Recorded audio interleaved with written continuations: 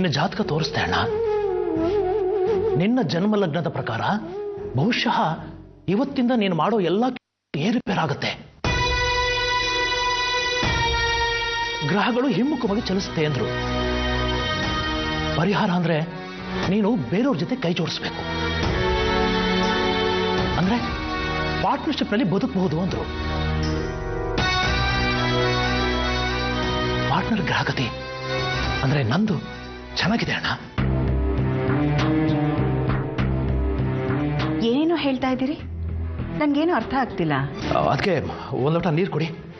ಅಲ್ಲಪ್ಪ ಅದೇನೋ ನಾನು ಆಮೇಲೆ ಹೇಳ್ತೀನಿ, ನೀವು ಹೋಗಿ ಅದಕ್ಕೆ.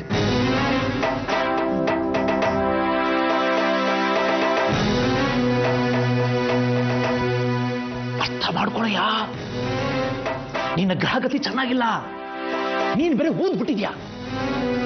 ಕೈ ಮುಗಿತೀನೋ, ಡಿಪೋಗೆ ಪಾರ್ಟ್ನರ್ ಆಗೋ. ಅಯ್ಯ ತೆಗಿ, ಎಲ್ಲ ಸುಳ್ಳು. ಯಾವ ಗ್ರಹ ಯಾವ ಗತಿ, ಯಾವ ಜಾತಕ ಯಾವ ವರ. ಪ್ರಣಾಳ ಶಿಶುಗಳು ಹುಟ್ಟೋ ಕಾಲ ಕಣದ್ದು. ಪ್ರಣಾಳ ಶಿಶು ಅಂದರೆ ವಿಜ್ಞಾನಿಗಳ ಸೃಷ್ಟಿ, ಬ್ರಹ್ಮನ ಸೃಷ್ಟಿ ಅಲ್ಲ. ಎಲ್ಲ ದೇಶದಲ್ಲೂ ಪ್ರಣಾಳ ಶಿಶುಗಳು ಬದುಕ್ತಾ ಇಲ್ವಾ? ಯಾವ ಹಣೆ ಬರ, ಯಾವ ಜಾತಕ, ಯಾವ ಗ್ರಹಗತಿನೂ ಇಲ್ಲದೆ ಬುಡ್ಕೋಬೇಕು ನಿಮ್ಮ ನಂಬಿಕೆಗಳಿಗೆ. ಸದಾಶಿವಪ್ಪ ಪರ್ವತಮ್ಮ, ಯಾರು ಹೋಗ್ಬಿಟ್ರು ಅಂತ ಹಂಗೆ ಕಿರ್ಚ್ಕೊಂಡ್ ಬರ್ತಾ ಇದೀಯಾ? ನಿಮ್ ಭತ್ತದ ಉಗ್ರಾಣಿಗೆ ಬೆಂಕಿ ಬಿದ್ದು ಎಲ್ಲ ಸುಟ್ಟಾಗ್ತಾ ಇದಪ್ಪ.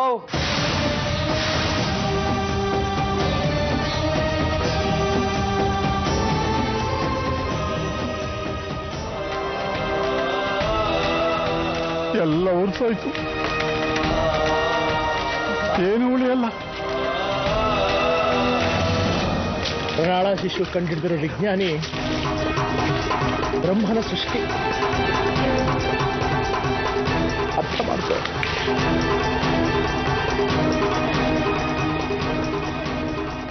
ಏನಿದ್ ಮಸಿ? ನಿಮ್ ಭತ್ತದ ಉಗ್ರಾಣ ಎಲ್ಲದಕ್ಕೆ ಬೆಂಕಿ ಬಿದ್ದಿದೆ, ಅಲ್ಲಿಂದ ಬರ್ತಿರೋದು ನಾನು.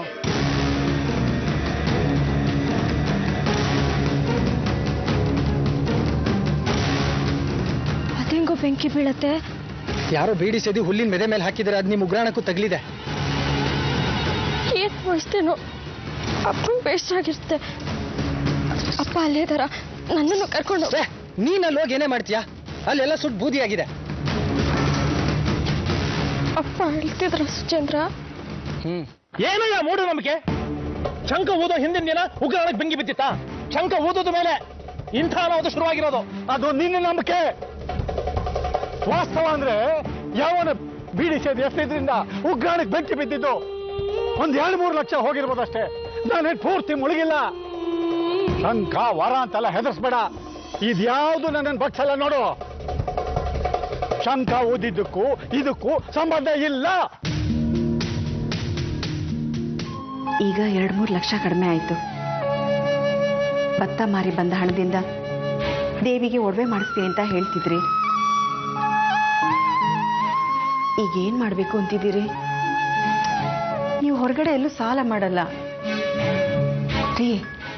ಒಂದ್ ಕೆಲಸ ಮಾಡೋಣ, ನಾನು ಒಡವೆನ ಮುರಿಸಿ ದೇವಿಗೆ ಹೊಸದಾಗಿ ಮಾಡಿಸಿದ್ರಾಯ್ತು. ಅಮ್ಮ, ನಮ್ಮ ಮನೇಲಿ ಆಗಿದ್ದು ಕೇಶವನ ಹತ್ರ ಗೊತ್ತಾಗಿರುತ್ತೆ, ಏನು ಅಂದ್ಕೊಳ್ಳಲ್ಲ ಅವರು.